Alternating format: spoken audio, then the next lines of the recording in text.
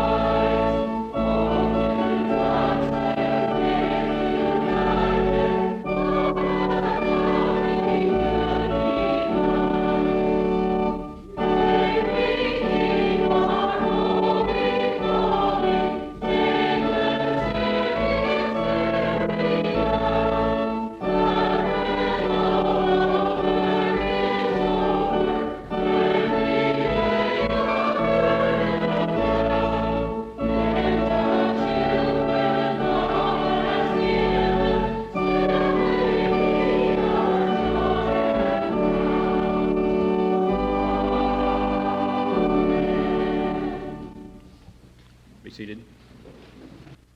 Welcome to United Methodist Church. We are happy that you are here on this day, Mother's Day. Quite appropriately, I think, that today we have two rosebuds on the altar for two new children in our church family. Sherry Lynn, the daughter of Mr. and Mrs. Harold Ellenberger, and Gregory Shawn, the son of Mr. and Mrs. Ted Haskell. All of the parents are here today, and I think that we have the unique honor of also having Gregory Shawn with us today, less than a week old. We are happy to welcome these new children into our family of faith. In your bulletins you find the small attendance registration slip. I would ask each of you to fill one of these in. We are happy you are here. We want to know of your presence with us today. When you have filled these in, if you will pass them to the center aisle, the ushers will pick them up.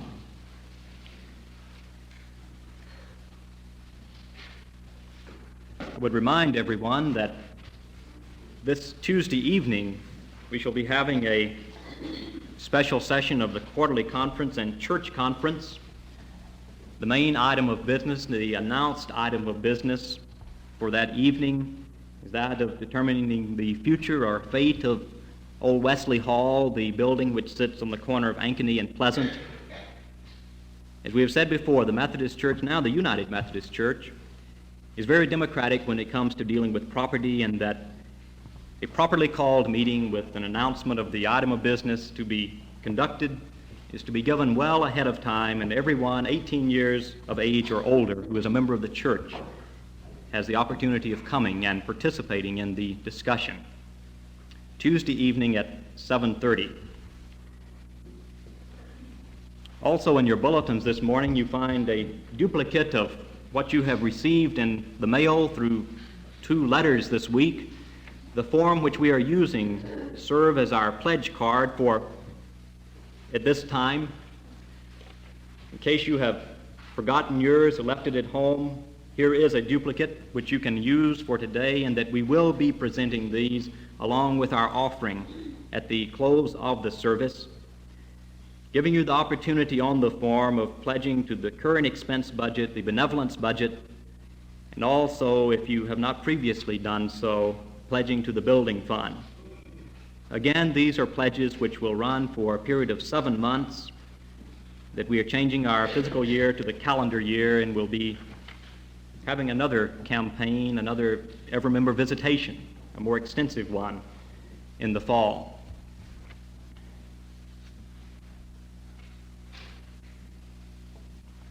The Old Testament lesson this morning is a portion of the story of Jonah.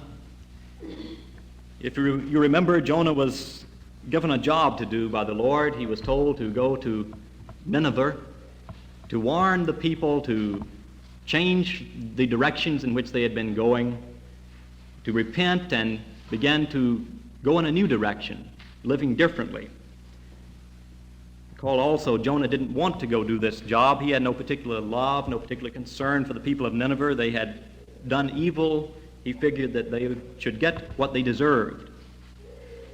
Beginning the story with the 10th verse of the 3rd chapter, immediately following the time when the people of Nineveh did repent, and the Lord had decided to do evil, to do good for them instead of evil.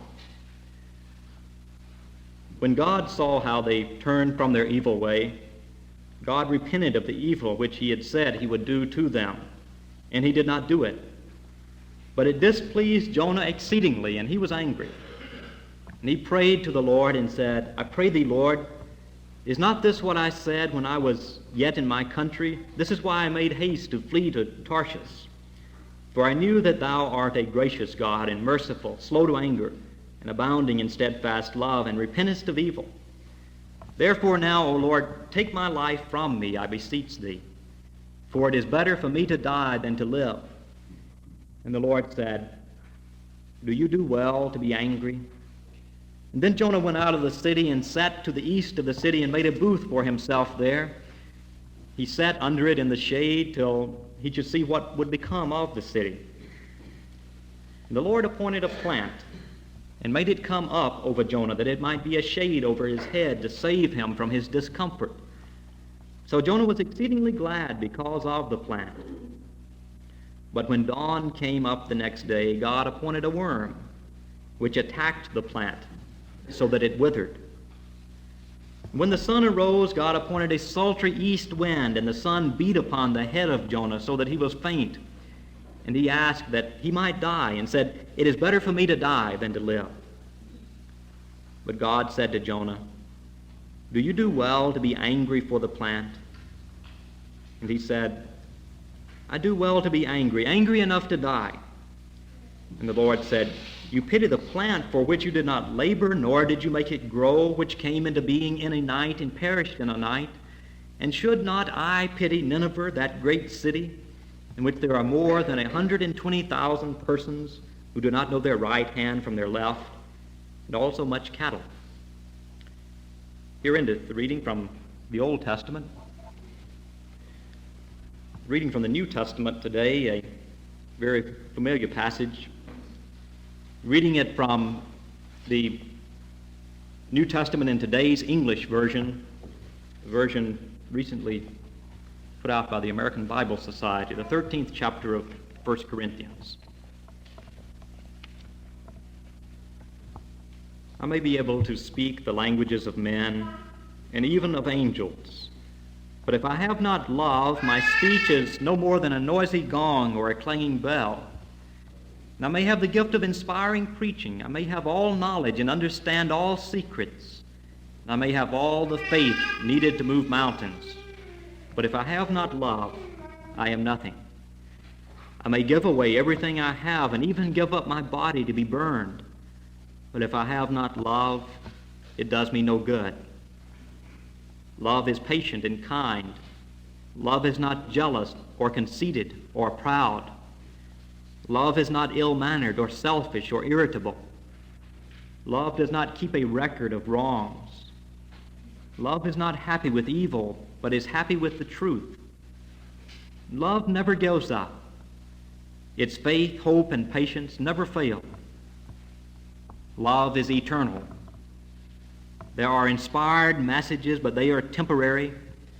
There are gifts of speaking, but they will cease. There is knowledge, but it will pass. For our gifts of knowledge and of inspired messages are only partial. But when what is perfect comes, then what is partial disappears. When I was a child, my speech, feelings, and thinking were all those of a child. Now that I am a man, I have no more use for childish ways. What we see now is like the dim image of a mirror. Then we shall see face to face. What I know now is only partial. Then it will be complete as God's knowledge of me. Meanwhile, these three remain: faith, hope, and love. And the greatest of these is love. Here endeth the readings from the Old and New Testaments. In your bulletins, inserted half sheet, you find a litany for a festival of the Christian home. We shall use this today as our prayer. It is to be used responsively, everyone joining in on the words which are capitalized, my leading the other parts, all of us joining together on the last section on the back of the page. Let us thank God for all of his blessings, for the wonders of your creation, for the beauty of the earth, for the order you did bring out of chaos, for life itself. We thank you, O Lord. That within the created order and for your own purpose you did ordain and establish the sacred order of marriage and the family. We thank you, O Lord. That as we have been loved by your Son and have been instructed by your Spirit in the ways of love, both human and divine,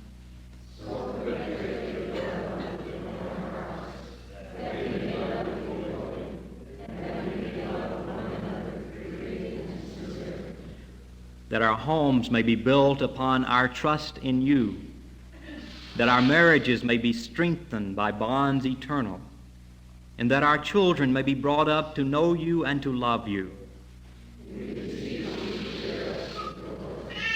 That within our homes your word may be heard with reverence and appreciation, that your Son may reside with us, and that your Holy Spirit may dwell within our hearts. From coldness of heart, from idle talk and gossip, from lack of kindness and sympathy for others, and from the withholding of love.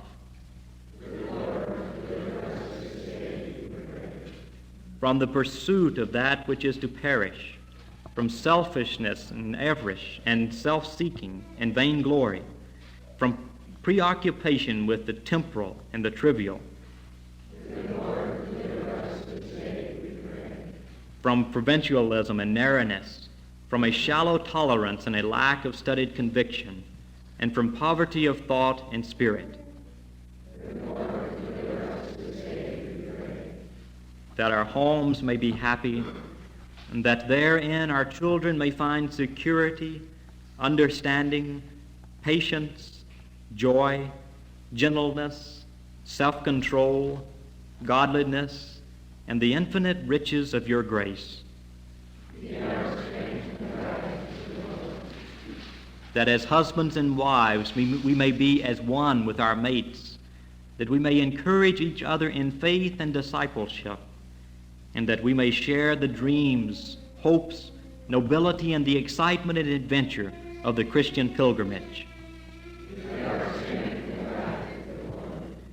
That as sons and daughters we may honor, obey, and revere our parents, that we may build upon the foundations they have laid for us, and that we may never willingly cause them grief or distress, but that we may ever be to them means of joy and grace. Our Father in heaven, may your name be kept holy. May your kingdom come. May your will be done on earth as it is in heaven. Give us today the food we need. Forgive us what we owe you, as we forgive what others owe us. Do not bring us to hard testing, but keep us safe from the evil one. Amen.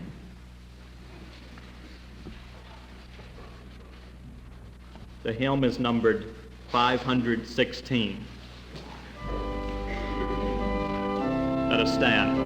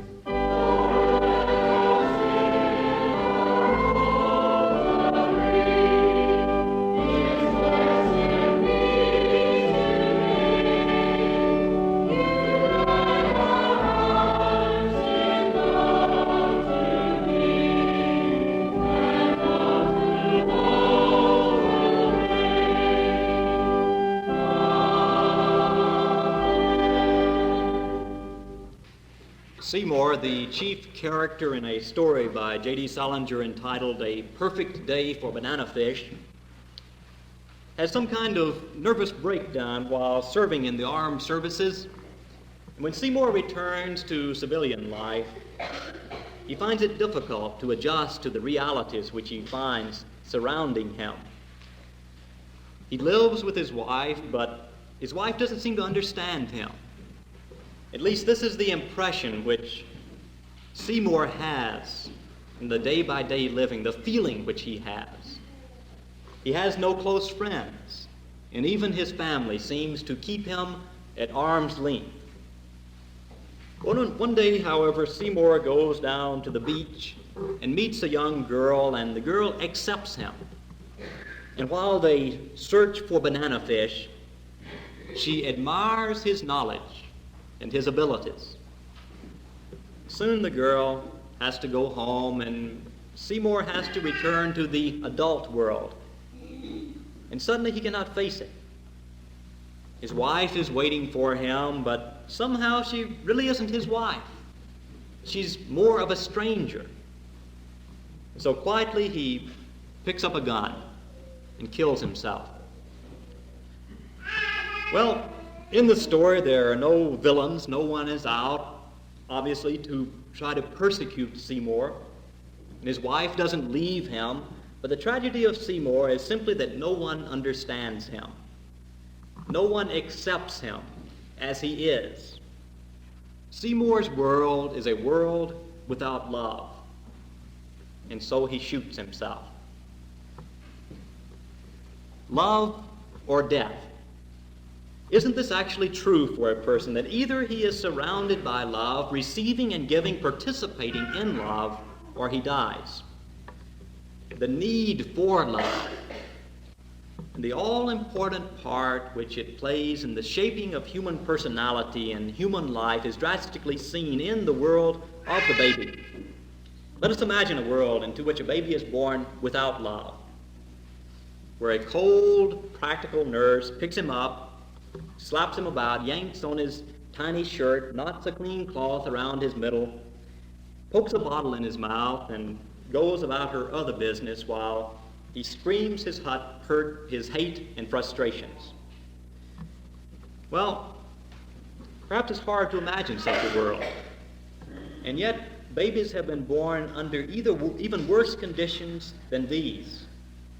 In many cases, the result literally is death, babies dying for no other reason than the lack of love.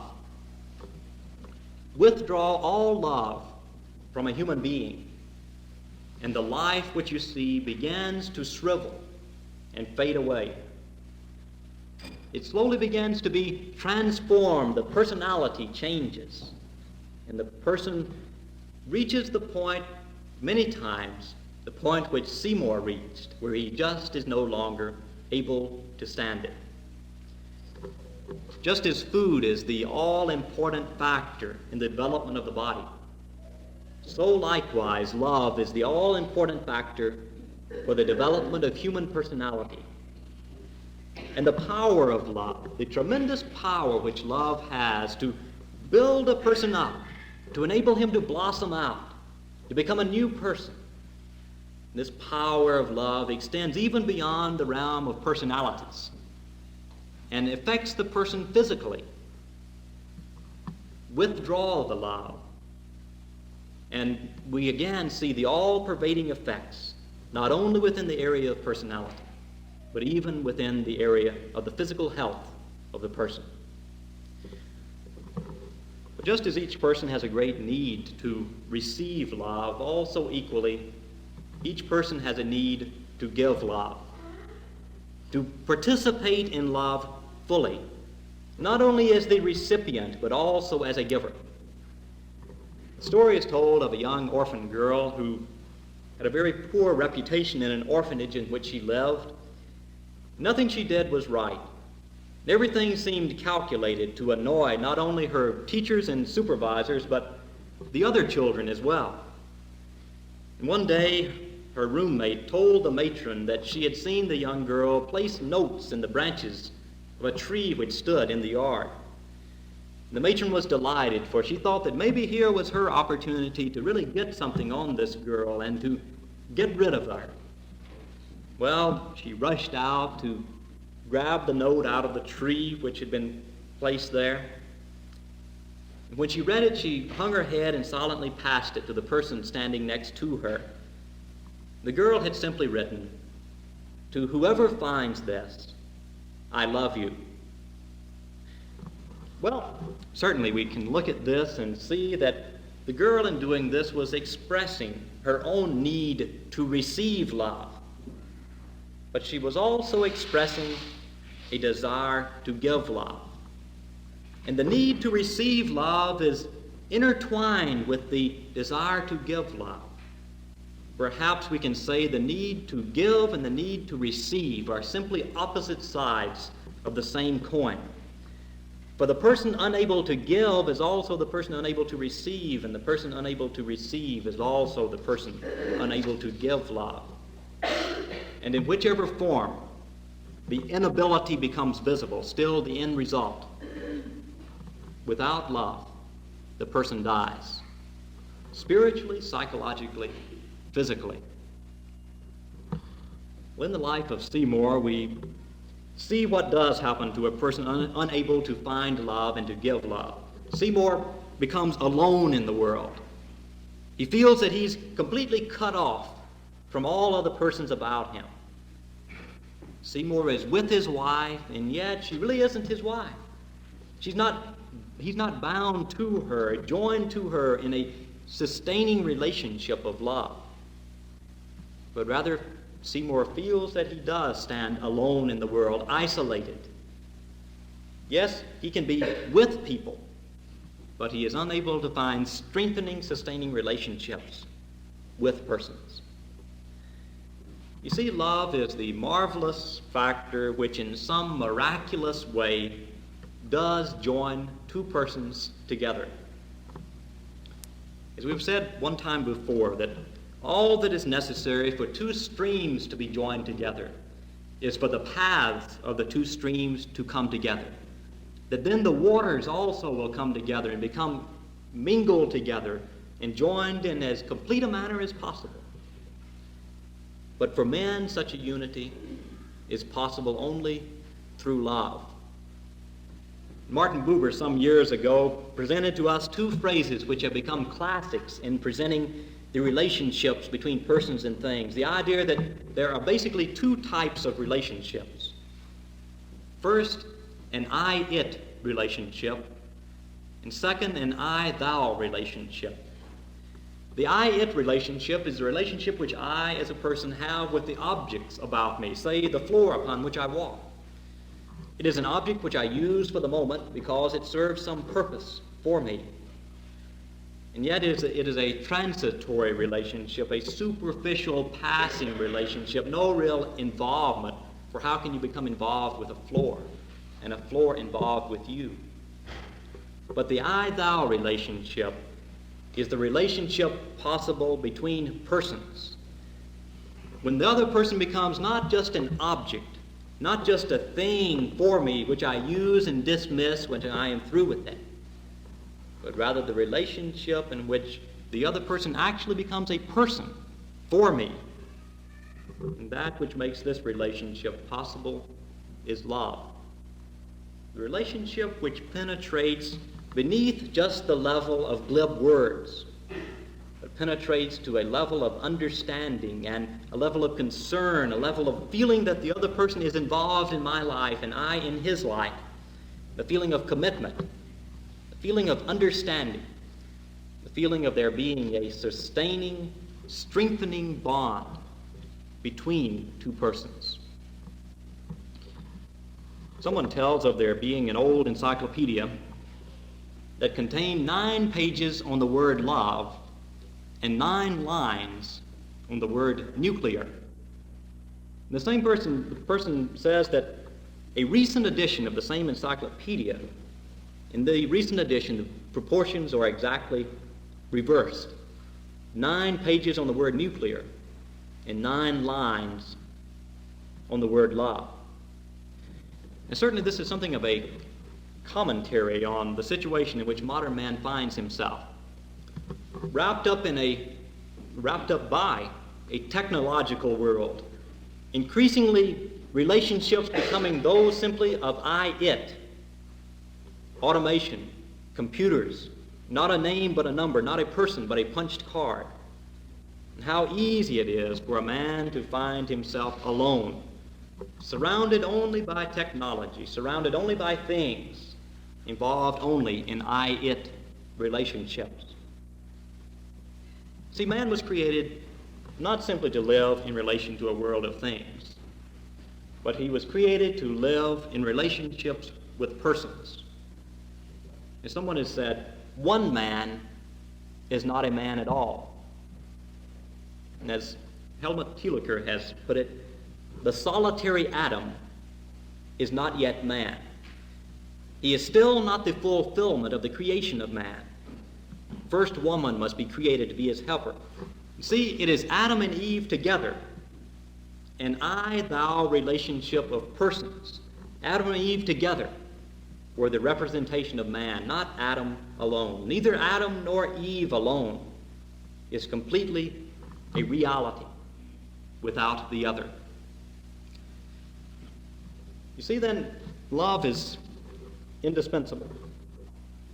Indispensable for man to really become a man. For a man standing alone is not a complete person, but only as he is joined by love in relationships with other persons does he really become a man.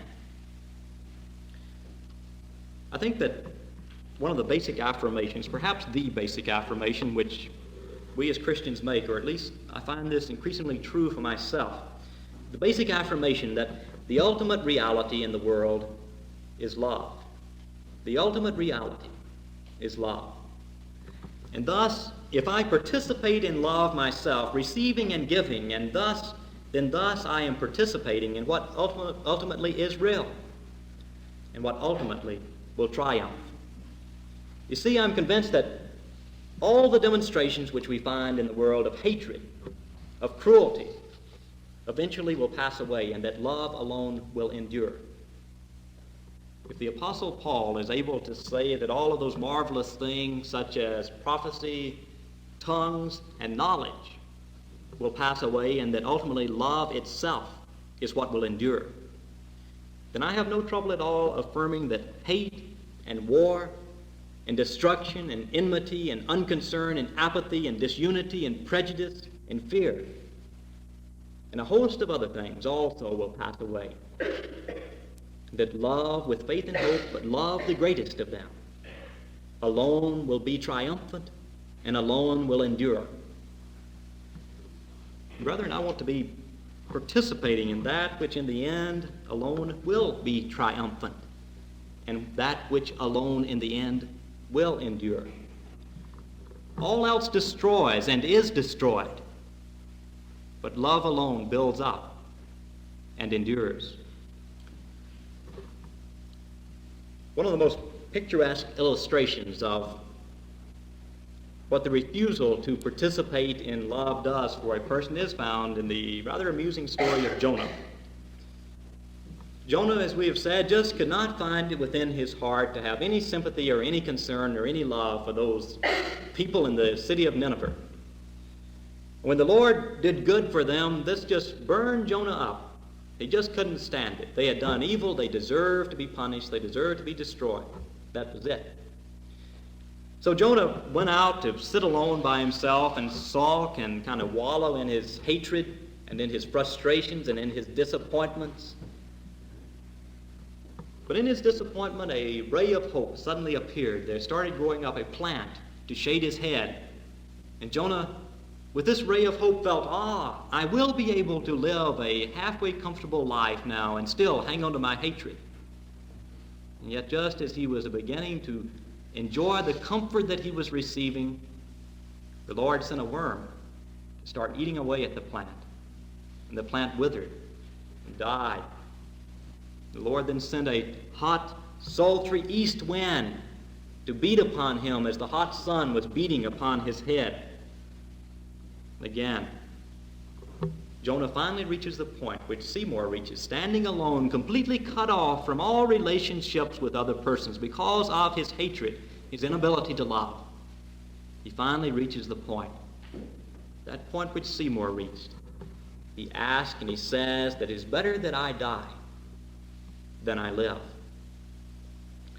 For the person unable to love, for the person unable to participate in love, giving his concern, replacing his hatreds and prejudices and apathy with an actively concerned life, for such a person, the world becomes a living hell.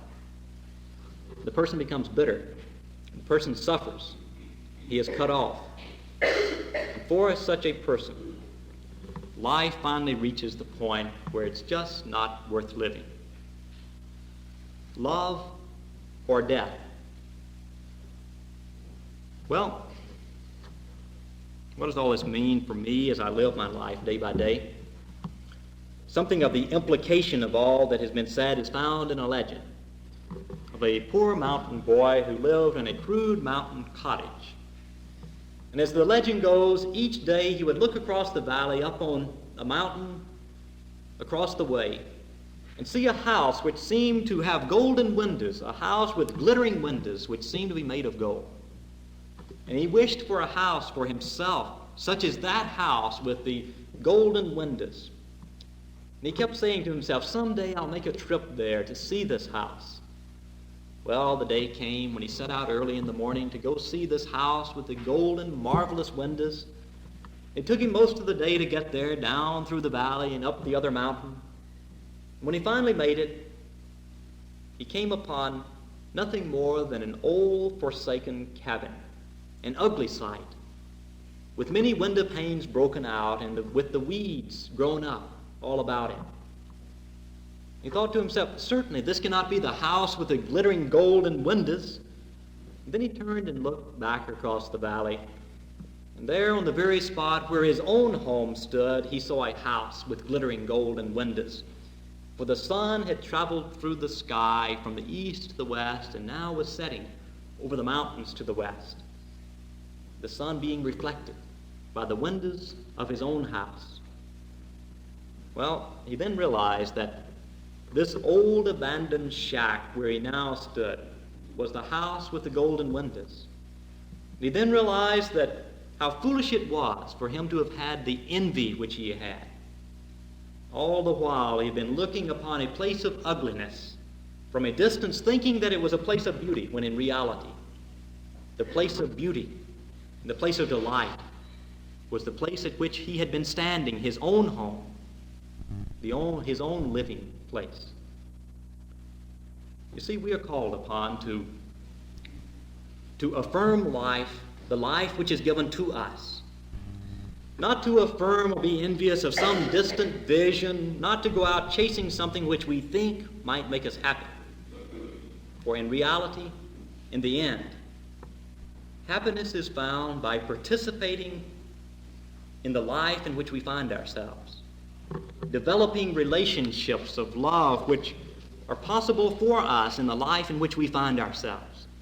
Not the life which we think we may have tomorrow or the next day or the next day. Not the life which we think we might have in some other place, in some other time, some distance away. But rather, happiness and joy is found by affirming the life which we have today in this place and participating in enjoying and developing the relationships of love which are possible within the setting which we find ourselves. For you see, if we cannot find happiness, if we cannot find meaningful, sustaining I-thou relationships with those in our immediate surroundings, then the chances are that we never will find them. The home is the place where the child learns to love by being loved. Thus, the home is the place where, first of all, we are called upon to give of ourselves, to give of our concern, to give of our love in the relationships of the family. And as we give, we come to find that the house in which our family lives is the house with the golden windows.